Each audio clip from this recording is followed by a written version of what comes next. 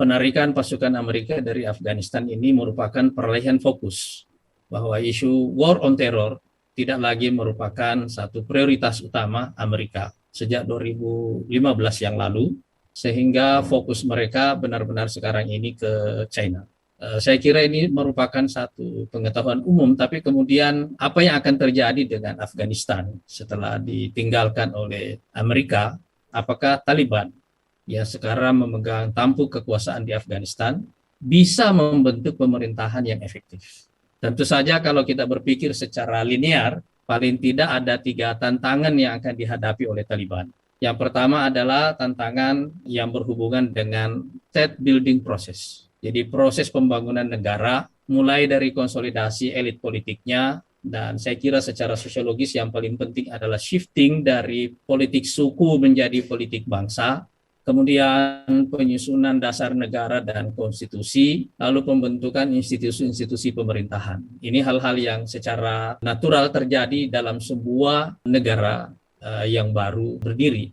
Dan tantangan kedua Taliban dalam hal ini tentu saja adalah bagaimana mengintegrasikan kembali Afghanistan ke dalam sistem internasional. Saya kira di sini akan ada satu crucial point bagi Afghanistan sekarang ini, karena poin kedua ini berhubungan dengan tantangan yang ketiga, yaitu pembangunan ekonomi. Pembangunan ekonomi ini adalah masalah terbesar yang akan dihadapi oleh Taliban. Pertama, karena negara ini memang negara yang sangat miskin, dengan penduduk sekitar 39,7 juta jiwa atau hampir 40 juta jiwa, GDP Afghanistan ini cuma 20 miliar dolar. Angka kemiskinannya sekitar 54% dan penganggurannya 23%. Tapi yang paling pokok adalah paradoks yang akan muncul dalam proses pembangunan ekonominya, karena sumber utama ekonomi Afghanistan nanti adalah pada kekayaan mineralnya, kekayaan tambangnya, yang diperkirakan oleh banyak pengamat punya nilai antara 1 sampai 3 triliun dolar. Tapi tentu saja, sebagaimana yang terjadi di banyak negara, kadang-kadang sumber daya adalah sumber masalah. Sekaranglah waktunya Afghanistan membutuhkan investasi dari komunitas internasional.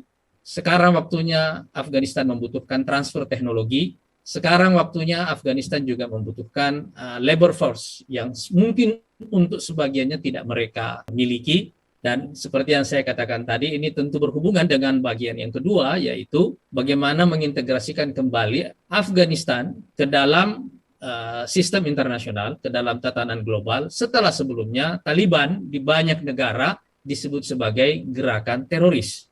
Apakah masyarakat internasional akan menerima satu gerakan yang tadinya didefinisikan sebagai teroris, kemudian memenangkan pertarungan di dalam negerinya dan menguasai negara? Kita akan melihat bagaimana respon masyarakat internasional yang sekarang ini masih berbeda-beda. Tapi kita juga menyaksikan bahwa pernyataan-pernyataan politik Taliban setelah menguasai Afghanistan ini sekarang rasanya jauh lebih cerdas, jauh lebih sophisticated dibanding pernyataan-pernyataan politik mereka beberapa waktu yang lalu.